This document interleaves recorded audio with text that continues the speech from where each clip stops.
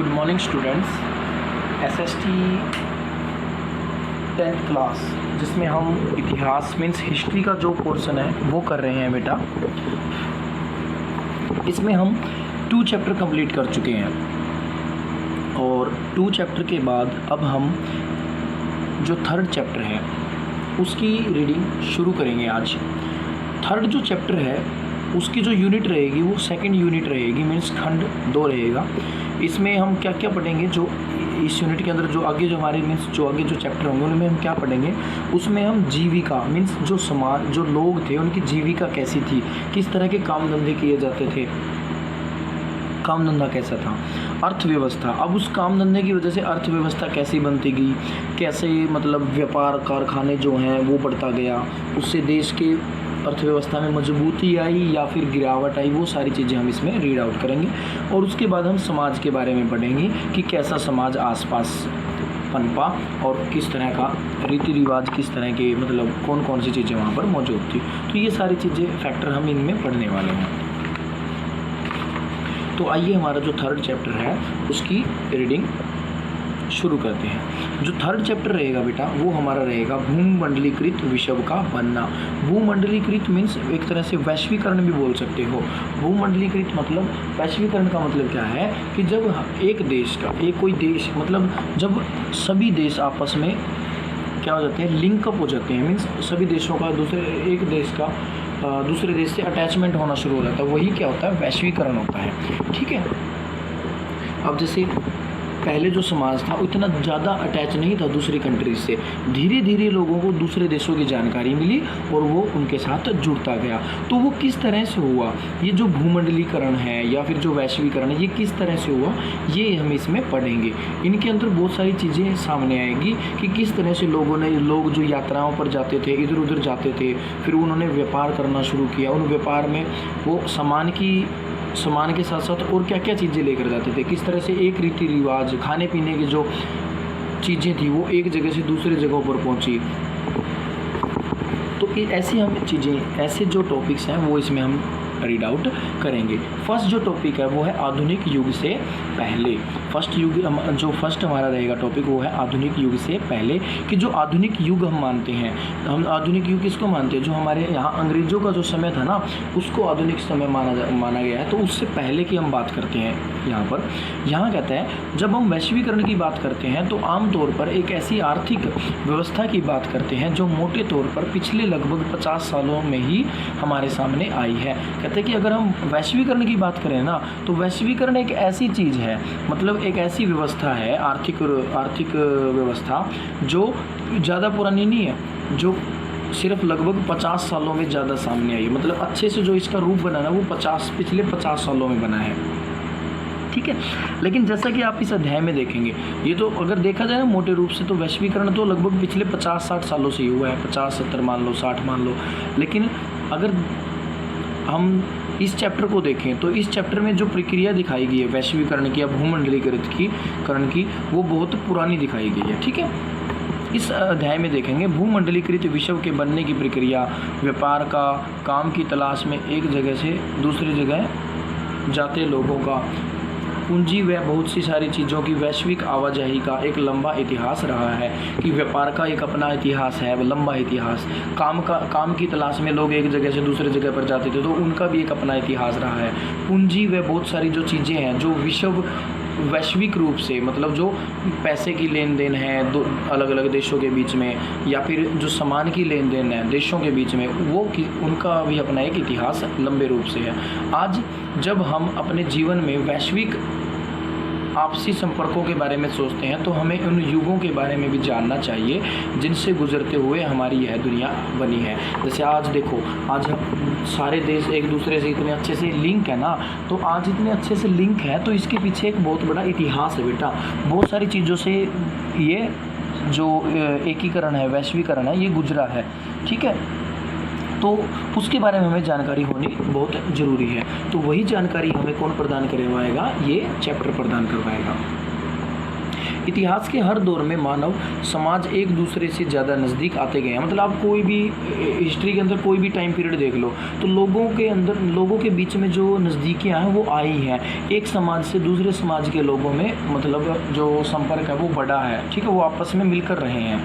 प्राचीन काल से ही यात्री, व्यापारी, पुजारी और तीर्थयात्री ज्ञान, अवसर और आध्यात्मिक शांति के लिए या उत्पीड़ित या यातनापूर्ण जीवन से बचने के लिए दूर दूर की यात्राओं पर जाते थे। यहाँ कहने का मतलब क्या है कि प्राचीन काल से अगर देखें ना तो यात्री जो हैं या फिर जो व्यापारी हैं या जो पुजारी हैं या जो तीर्थयात्री हैं वो कहाँ जाते थे, वो दूसरी जगहों पर आते जाते थे, या तो ज्ञान के लिए या अवसरों और आध्यात्मिक शांति के लिए या फिर उत्पीड़न या यातनापूर्ण। मान लो किसी जगह पर जो लोग रहते हैं वहाँ उनको सताया जा रहा है, दुख पीड़ा दी जा रही है, तो उस यातना से उस उत्पीड़न से बचने के लिए वो क्या करते थे, दूर दूर चले जाते थे। अपनी यात्राओं में ये लोग तरह तरह की चीज़ें मतलब अपने साथ बहुत तरह की अलग अलग चीज़ें भी लेके जाते थे। अपने इस जगह से जहाँ से वो चले हैं ना उस जगह से संबंधित चीज़ें होती थी उनके पास, पैसा होता था, मूल्य मान्यताएँ मतलब अपने रीति रिवाज होते थे, हुनर होता था, उनके अंदर कोई ना कोई स्किल होती थी, कोई ना कोई काम धंधा जो है वो उनके अंदर उसका हुनर होता था कुछ काम करने का। अपने उनके पास विचार होते थे, आविष्कार भी होते थे। बहुत सारे लोग ऐसे भी थे जो कुछ ना कुछ आविष्कार कर सकते थे। और यहाँ तक कि कीटाणु और बीमारियाँ भी साथ चल रहे थे। अब ये कीटाणु और बीमारियों वाला टॉपिक तो आप बड़े अच्छे से समझ सकते हो। कोरोना का ही देख लो, चाइना था, चाइना के यहाँ से बहुत सारे यात्री अलग अलग कंट्रीज़ में गए तो उन्हीं के साथ क्या चला गया, उन्हीं के साथ ये कोरोना भी चला गया। कोविड-19 जो इतना एक भयंकर स्थिति जिसने हमारे विश्व के अंदर लाकर खड़ी कर दी है, मतलब लाखों की संख्या में लोग जो हैं मौत के घाट उतर चुके हैं और अभी भी ये थमने का नाम नहीं ले रहा। तो ये इससे हम बड़े अच्छे से समझ सकते हैं। तो पहले भी ऐसा होता था, बहुत सारे जो लोग हैं ना अपने साथ बीमारी, कीटाणु और अपने साथ जो उनके अंदर विचार थे, अपने विचारों को दूर तक लेकर जाते थे, अपने आविष्कारों को दूर तक लेकर जाते थे। पैसा होता था उनके पास अपने देश का तो वो दूसरी जगह पर भी उसी को ले जाते थे, ठीक है। तो ये सब चीज़ें जो हैं इधर उधर घूमती रहती थी। 3000 ईसा पूर्व में समुद्री तटों पर होने वाले व्यापार के माध्यम से सिंधु घाटी की सभ्यता उस इलाके से जुड़ी हुई थी जिसे आज हम पश्चिमी एशिया के नाम से जानते हैं। मतलब जो 3000 ईसा पूर्व की अगर बात करें ना, समुद्र का जो एरिया था वहाँ पर व्यापार होता था। उस व्यापार की वजह से सिंधु घाटी की सभ्यता जो है वो कहाँ किससे जुड़ी हुई थी, पश्चिम एशिया से जुड़ी हुई थी। क्योंकि पश्चिम एशिया और सिंधु घाटी के बीच में क्या होता था, लेन देन होता था, व्यापार होता था। लोग यहाँ से वहाँ जाते थे, वहाँ से यहाँ जाते थे, कैसे, समुद्री रास्ते से थोड़ा सा, ठीक है। इस वजह से 1000 साल से भी ज़्यादा समय से मालदीव के समुद्र में पाई जाने वाली कोड़ियाँ, जिन्हें पैसे या मुद्रा के रूप में इस्तेमाल किया जाता था, चीन और पूर्वी अफ्रीका तक पहुँचती रही हैं। मतलब देखो आजकल कहते हैं ना इसका दाम तो कोड़ियों के बराबर भी नहीं रहा, लेकिन किसी ज़माने में ये कोड़ियाँ ना बहुत महंगी, मतलब एक तरह से पैसे के रूप में यूज़ होती थी। कोड़ियों का उपयोग किसके रूप में करते थे, हम पैसों के रूप में यूज़ करते थे, ठीक है। लेन देन में इनको लिया दिया जाता था। आज जिनकी कोई वैल्यू नहीं है कोड़ियाँ, और ये कोड़ियाँ कहाँ मिलती थी, मालदीव के समंदर के अंदर। उन कोड़ियों को कहाँ देखा जा सकता है, चीन के काफ़ी सारे एरिया में उन कोड़ियों के भी अवशेष मिलते हैं। पूर्वी अफ्रीका तक भी इनकी पहुंच हो गई थी। बीमारी फैलाने वाले कीटाणुओं का दूर दूर तक पहुंचने का इतिहास भी 7वीं सदी तक ढूंढा जा सकता है। मतलब आप इसको, ये भी कोई ज़्यादा मतलब नया नहीं है बीमारी फैलाने वाला, ये भी आप बहुत पुराने समय तक देख सकते हो कि अलग अलग जगह पर बीमारियाँ फैली हैं। 13वीं सदी के बाद तो इनके प्रसार को निश्चय ही साफ रूप से देखा जा सकता है, क्योंकि 13वीं शताब्दी में जो विश्व है वो आपस में और भी ज़्यादा जुड़ गया था, ठीक है। तो इस तरह से इनका जो विस्तार है, जो भी चीज़ें हैं, ये अच्छे से हम देख सकते हैं। इसके बाद जो हमारा रीडिंग का वर्क है वो है सेकंड टॉपिक, मतलब जो फर्स्ट टॉपिक का मेन टॉपिक है, मीन्स फर्स्ट टॉपिक का फर्स्ट पार्ट है, सब टॉपिक जिसको हम बोलते हैं वो है। सबसे पहले है सिल्क रूट, मीन्स रेशम के बारे में, रेशम से जुड़ती दुनिया, रेशम मार्ग से जुड़ती दुनिया, कि किस तरह से रेशम का जो रास्ता था जिसको सिल्क रूट बोला जाता है उससे दुनिया जुड़ी। आधुनिक काल में से पहले के युग में दुनिया के दूर दूर स्थित भागों के बीच व्यापारिक और सांस्कृतिक संपर्कों का सबसे जीवंत उदाहरण सिल्क मार्ग के रूप में दिखाई देता है। अगर हम आधुनिक काल से पहले के बारे में अगर देखें ना कि दुनिया के जो दूर दूर के जो प्लेसेस थे, जो अलग अलग कंट्रीज थे, वो कैसे आपस में जुड़ी हुई थी, अगर हम उसको सोचें तो उसके सोचने में सबसे हमारी बड़ी जो हेल्प करता है वो सिल्क रूट करता है, सिल्क मार्ग करता है। इसको सिल्क मार्ग क्यों कहा गया? जो रेशम का कपड़ा होता है उसको सिल्क बोला जाता है, ठीक है। अब जिस रास्ते से ये इस कपड़े का जो आदान प्रदान होता था ना, उसी को रास्ते को क्या बोल दिया? रेशम मार्ग बोल दिया, सिल्क रूट बोल दिया। सिल्क मार्ग के नाम से चलता है, सिल्क मार्ग नाम से पता चलता है कि इस मार्ग से पश्चिम को भेजे जाने वाले चीनी रेशम सिल्क का कितना महत्व था। मतलब जो पश्चिमी देश थे, जो वेस्टर्न कंट्री थी, उनमें जो सिल्क भेजा जाता था उसका बहुत ही बड़ा ही महत्व था। और ये महत्व कौन से, ये मतलब जो चीन, ये सिल्क था, ये कहाँ से आता था? चीन से आता था।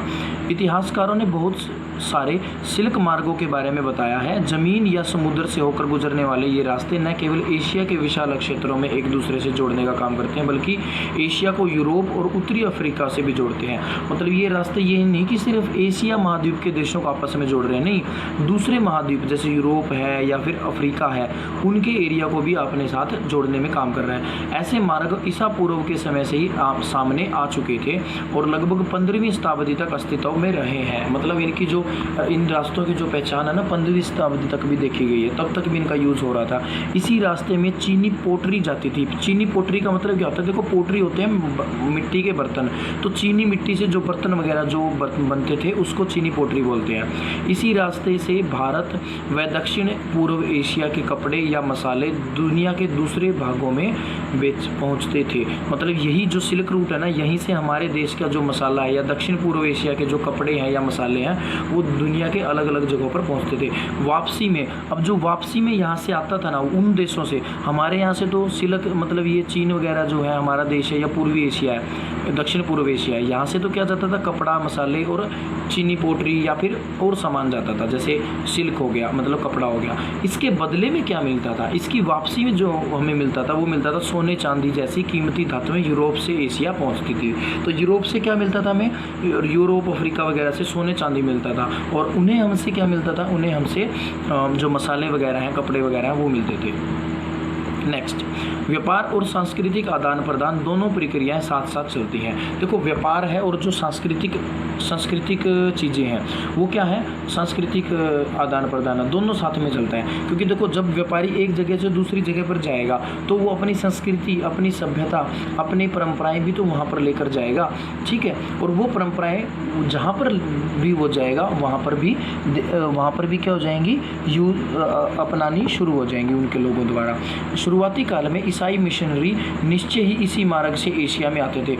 ये माना जाता है कि जो ईसाई मिशनरी थे, ईसाई मिशनरी का मतलब क्या है? जो ईसाई धर्म के प्रचारक थे वो कहाँ से आए थे?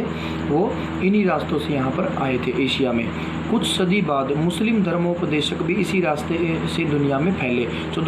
जो इस्लाम धर्म है उसका जो प्रचार करने वाले थे धर्मोपदेशक, उस धर्म के उपदेश देने वाले, वो भी इन्हीं रास्ते से दूसरे देशों में पहुँचे हैं। इससे भी बहुत पहले पूर्वी भारत में उपजा बौद्ध धर्म सिल्क मार्ग की विविध शाखाओं से ही कई देशों में फैल चुका था। मतलब ईसाई धर्म है और जो ये धर्म है बौद्ध, ये क्या नाम है, इस्लामिक धर्म है, मुस्लिम धर्म, इनसे पहले भी कोई धर्म जो है वो था बौद्ध धर्म, जो पहले ही पनप चुका था, जो पहले ही अस्तित्व में आ चुका था, वो भारत के अंदर पैदा हुआ था। वो जो है वो सिल्क रास्ते से ही दुनिया के अलग अलग हिस्सों में क्या हो गया था? पहुंच चुका था, फैल चुका था। आप देख सकते हो दुनिया के अलग अलग हिस्सों में ना हजारों साल पहले, मीन्स इस्लाम, ये जो और धर्म है ना, इन सबसे पहले ही जो बुद्ध है, महात्मा बुद्ध की मूर्तियों की स्थापना हो चुकी थी, ठीक है। नेक्स्ट है, देखो, एक तो हमें पता चला कि जो सिल्क रूट है, इससे हमें पता चला कि सिल्क रूट से किस तरह संस्कृति और व्यापार का आदान प्रदान हुआ, ठीक है। कैसे ये रास्ता अलग अलग चीज़ों को जोड़ने में काम कर रहा है। यहाँ से सिर्फ एक कपड़े का ही व्यापार नहीं हो रहा, बहुत सारी चीज़ों का व्यापार हो रहा है। धर्म के प्रवर्तक भी इन्हीं रास्तों का उपयोग कर रहे हैं। अब इसी के अंदर हमारा फर्स्ट जो टॉपिक है उसका सेकंड जो सब टॉपिक होगा उसके अंदर करेंगे हम भोजन की यात्रा, कि किस तरह से खाने पीने की जो वस्तुएं हैं वो एक जगह से दूसरी जगहों पर पहुंचनी शुरू हुई और वहां पर उगानी शुरू की गई।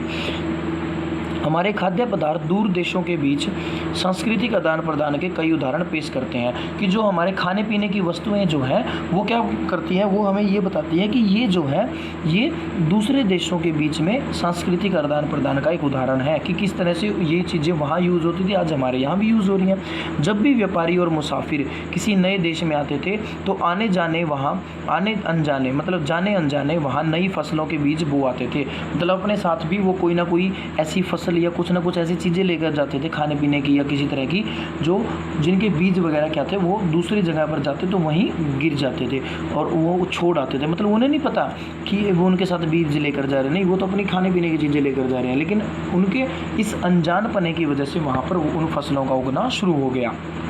संभव है कि दुनिया के विभिन्न भागों में मिलने वाली झटपट तैयार होने वाले रेडी, मतलब झटपट तैयार होना मतलब जल्दी से रेडी होने वाला खाद्य पदार्थ के भी साझा स्रोत रहे हों।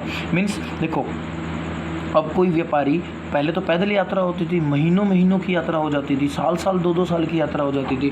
अब कोई यात्री अपने देश से दूसरे देश में जाने लग रहा है, एक जगह से दूसरी जगह, तो कैसी खाने पीने की चीज़ें लेके जाएगा? ऐसी चीज़ें लेके जाएगा जो जल्दी से तैयार हो जाए। ये नहीं कि जैसे पकाने में 2 घंटों लग जाए, नहीं, वो अपने साथ ऐसी खाने पीने की चीज़ें रखते थे जो जल्दी से तैयार हो जाए।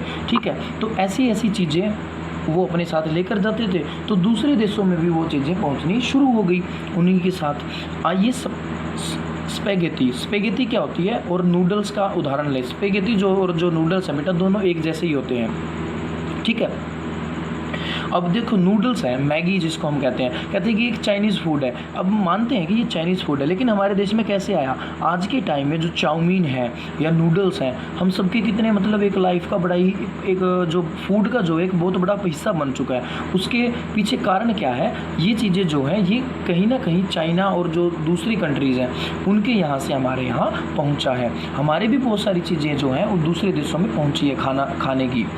अब ये जल्दी तैयार हो जाते हैं। इनको करना क्या पड़ता है? थोड़ा से गर्म पानी में उबालना पड़ता है, बॉईल करना पड़ता है, और इतनी टेस्टी भी कि इनका टेस्ट भी बड़ा ही लाजवाब होता है। तो ऐसी चीज़ें जो थी यात्री अपने साथ लेकर चलते थे। और ये कहा जाता है कि माना जाता है कि नूडल्स चीन से पश्चिम में पहुंचा था। नूडल्स है जो वो कहाँ से पहुंचा था? चीन से पश्चिम में पहुंचा, और वहाँ उन्हीं से स्पैगेटी का जन्म हुआ। किसका जन्म हुआ? वहीं से स्पैगेटी का जन्म हुआ।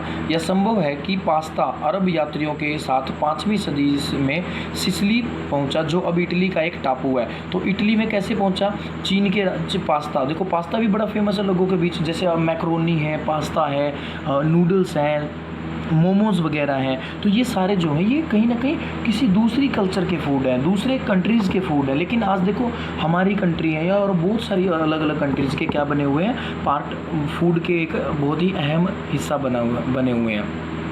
तो देखो कैसे पास्ता जो है वो अरब यात्रियों के द्वारा कहाँ पर पहुँच गया? इटली में पहुँच गया। कहाँ से? चाइना वगैरह की कंट्री से। इसी तरह के आहार भारत और जापान में भी पाए जाते हैं। इसलिए हो सकता है, मतलब ये सारे जो आहार है ना, पास्ता, स्पैगेटी या फिर जो नूडल्स होते हैं, ये हमारी कंट्री में भी पाए जाते हैं। ठीक है, नूडल्स तो वो हो गए छोटे छोटे, और जो चाउमीन वगैरह जो आती हैं वो उसमें स्पैगेटी के अंदर आती हैं, ये थोड़ी लेंथी होती हैं ज़्यादा। अब ये कहता है कि ऐसे ही फूड कहाँ मिलते हैं? भारत और जापान में भी पाए जाते हैं। इसलिए हो सकता है हम कभी यह न जान सकें कि इनका जन्म कैसे हुआ होगा। तो देखो इनके बिल्कुल अच्छे से हम इनका जो जन्म है खाने पीने की चीज़ों का वो अच्छे से नहीं बता सकते, लेकिन थोड़ा अंदाज़ा लगा सकते हैं। फिर भी इन अनुमानों के आधार पर इतना ज़रूर कहा जा सकता है कि आधुनिक काल से पहले भी दूर दूर देशों के बीच सांस्कृतिक लेन देन चल रहा था। लेकिन इन सब चीज़ों से ये ज़रूर साबित हो जाता है कि सिर्फ आज के समय में नहीं, प्राचीन काल में या आज से बहुत सालों पहले भी एक देश अलग अलग देशों के आपस में क्या थे? लिंक बने हुए थे, आपस में लेन देन चलते थे।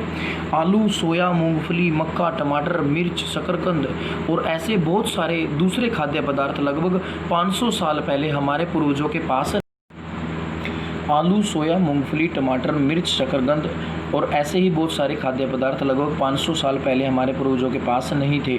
मीन्स यहाँ कहना चाहता है कि जो ये जैसे जब आलू है, सोयाबीन है या सोया वगैरह जो लेते हैं, सोया पाउडर जो आता है, ये सब चीज़ें, मूंगफली है, मक्का है, ये अगर अच्छे से देखा जाए ना तो ये माना जाता है कि लगभग 500-600 साल पहले ये हमारे इनमें से बहुत सारी चीज़ें हमारे देश में नहीं होती थी। ये क्या थी? ये दूसरे देशों से, दूसरी जगहों से इनका आदान प्रदान हुआ है। ये खाद्य पदार्थ यूरोप और एशिया में तब पहुँचे जब क्रिस्टोफर कोलंबस गलती से उन अज्ञात महाद्वीपों में पहुंच गया था जिन्हें बाद में अमेरिका के नाम से जाना जाता है। इसका मतलब क्या है कि जो कोलंबस है, कोलंबस ने कहा जाता है कि कोलंबस ने अमेरिका की खोज की थी। देखो, अमेरिका की खोज का मतलब क्या है, अमेरिका का पहले दूसरे देशों के साथ कोई लिंक नहीं था, लेकिन कोलंबस के वजह से दूसरे देशों के साथ उसका लिंक हुआ, क्योंकि वो क्या हो गया, वो वहाँ पर पहुँच गया था, यात्री था, यात्रा करते करते उसके जो अमेरिका के जो महाद्वीप थे वहाँ पर पहुँच गया। यहाँ अमेरिका का मतलब उत्तरी अमेरिका, दक्षिण अमेरिका और कैरिबियन द्वीप समूह सभी से है। ये नहीं कि सिर्फ एक ही अमेरिका, उत्तरी अमेरिका नहीं, जो उत्तरी अमेरिका, दक्षिण अमेरिका और जो कैरिबियन द्वीप समूह है, मीन्स जो कैरिबियन जो कंट्रीज़ हैं उनके जो आइलैंड के समूह हैं, उन सभी कंट्रीज़ को उसने क्या माना है, अमेरिका माना है। दरअसल हमारे बहुत सारे खाद्य पदार्थ अमेरिका के मूल निवासियों यानी कि अमेरिकन इंडियनों से हमारे पास आए हैं। तो हमारे बहुत सारे खाने पीने की चीज़ें हैं ना, वो किससे मिलती जुलती हैं, अमेरिकन से मिलती जुलती है, वहाँ के जो मूल निवासी है। तो इसी से लिए अंदाज़ा लगाया जाता है कि जो खोज जिस महाद्वीप, अज्ञात महाद्वीपों की जगह पर कोलंबस पहुंचा था ना, उसकी वजह से ये सब चीज़ें हमारे देश में या दूसरे देशों के में पहुंच पाई है, अमेरिका की जो चीज़ें हैं। कई बार नई फसलों के आने से जीवन में ज़मीन आसमान का फ़र्क आ जाता है। मतलब कई बार जो नई फसल आ जाती है ना, ऐसी कोई नई चीज़ आ जाती है जिससे क्या हो जाता है, खाने पीने के अंदर या फिर और जो हमारी लाइफ है उसके अंदर वो ऐसा पार्ट बन जाता है जिसमें बहुत सारे चेंजेस देखे जा सकते हैं। अब जैसे साधारण से आलू का इस्तेमाल शुरू करने पर यूरोप के गरीबों की ज़िंदगी आमूल रूप से बदल गई थी। अब देखो, एक आलू जो है वो एक साधारण खाद्य पदार्थ है, लेकिन इसके जब यूज़ कहाँ शुरू हुआ, इसका इस्तेमाल जब यूरोप के अंदर शुरू हुआ ना, तो वहाँ के जो गरीब लोग थे उनके लिए बहुत ही लकी साबित हुआ, उनके लिए ये बहुत ही अच्छी चीज़ हुई। क्यों हुई? क्योंकि उनका भोजन बेहतर हो गया और उनकी औसत उम्र बढ़ने लग गई, क्योंकि भूख की वजह से आधा टाइम वो भूखे रहते थे, क्योंकि जो उनके यहाँ का दौर था, वहाँ का जो प्रचलन था, वहाँ वो लोग भूखे ज़्यादा रहते थे, क्योंकि जो और खाद्य वस्तुएं थी वो ज़्यादा महंगी होती थी। इस वजह से आयरलैंड के गरीब काश्तकार तो आलू पर इस हद तक निर्भर हो चुके थे कि 1840 के दशक के मध्य में किसी बीमारी के कारण आलू की फसल खराब हो गई तो लाखों लोग भूखमरी के कारण मौत में चले गए। मतलब कुछ लोग तो इतने फ़ैन हो गए, इतने मतलब आलू के वजह से आलू के साथ अटैच हो गए कि उन्होंने क्या करना शुरू कर दिया कि आलू अगर नहीं मिला ना तो भूखे रहना पसंद हो गया, भूखमरी के कारण मरने लग गए। वो आलू के अंदर जो आलू की फसल है जो वो नष्ट होनी शुरू हो गई थी इसकी वजह से। नेक्स्ट जो टॉपिक है वो है विजय, बीमारी और व्यापार। मीन्स इसमें हम पढ़ेंगे कि किस तरह से अलग अलग जगह पर विजय प्राप्त की गई। इसमें कुछ बीमारी भी आएगी, बीमारियों का जिक्र भी किया जाएगा, और कुछ और क्या बातें आएंगी, वो आएंगी व्यापार से जुड़ी हुई बातें। ये इसमें हम रीडिंग में करेंगे। तो ये जो रीडिंग है बेटा इस टॉपिक की, ये हम नेक्स्ट टाइम ही करेंगे, ठीक है। अब आपको क्या करना है, अब मैंने आपको आज जो चैप्टर हमारा 3rd चैप्टर है, इसका जो फर्स्ट टॉपिक है उस फर्स्ट टॉपिक के मैंने आपको 2 सब टॉपिक करवा दिए हैं। इसमें हमने ये देखा कि किस तरह से आज के युग से पहले के युग में भी देश जो थे वो आपस में जुड़े हुए थे। यात्री अपने साथ किस तरह से अलग अलग चीज़ें लेकर आते थे, संस्कृति लेकर आते थे, परंपराएं लेकर आते थे, खाने पीने के जो ढंग थे, जो वस्तुएं थी वो यहाँ लेकर आते थे, और बहुत सारी बीमारियां भी लेकर आते थे। फिर हमने सिल्क रूट, अभी उनका रास्ता क्या था उसके अंदर हमने पढ़ा सिल्क रूट एक रास्ते के बारे में पढ़ा कि ये रास्ता किस तरह से सिर्फ एक कपड़े का ही नहीं, बहुत अलग अलग चीज़ों के आने जाने का भी, आदान प्रदान का साधन भी, रास्ता भी बन गया। इसके बाद हमने भोजन की यात्रा पढ़ी कि किस तरह से स्पैगेटी और आलू जो है फेमस हुए, ठीक है, एक जगह से दूसरी जगह पर पहुँचे। किस तरह से कोलंबस की जो खोज अमेरिका के रूप में की गई थी, वो वहाँ का खान पान हमारे देश में भी मिल जाता है आज, तो किस तरह से ये पहुँचे हैं, ठीक है। तो ये हमने टॉपिक किए हैं, यहाँ तक आपको रीडिंग करनी है। Thank you, have a good day.